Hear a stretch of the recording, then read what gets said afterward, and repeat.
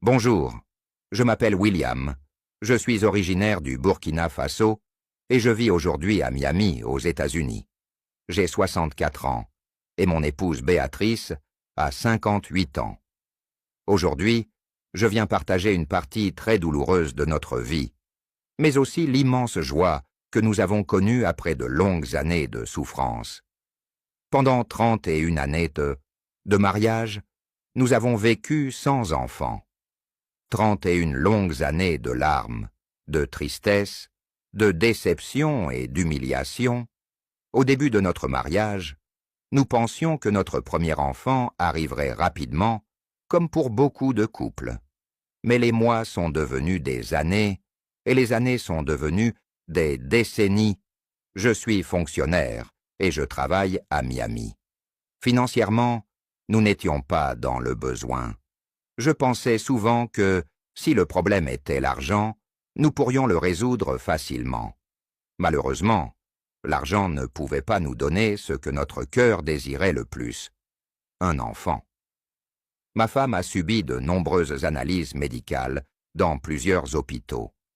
Les médecins ont découvert des myomes, des kystes, des trompes bouchées et de l'endométriose. Chaque nouveau résultat était un coup dur pour nous. De mon côté, les examens ont révélé que mon sperme était faible et que mes chances de concevoir naturellement étaient très réduites. Au fil des années, nous avons dépensé beaucoup d'argent dans les consultations, les examens et différents traitements. Malgré tous nos efforts, rien ne changeait. Nous regardions les enfants des autres grandir, tandis que notre maison restait silencieuse.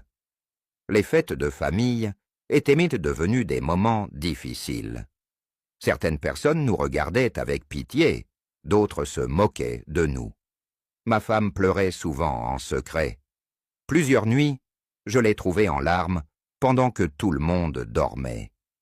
Avec l'âge qui avançait, nous avions presque perdu tout espoir. Nous pensions que notre rêve de devenir parents ne se réaliserait jamais. Un jour, alors que je faisais des recherches sur Internet, je suis tombé sur plusieurs témoignages parlant du docteur-prophète Ésaïe. J'ai pris le temps de lire ces témoignages et j'ai décidé de le contacter.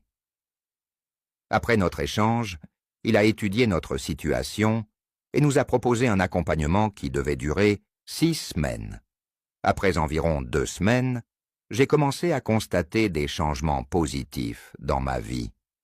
Nous avons continué avec beaucoup de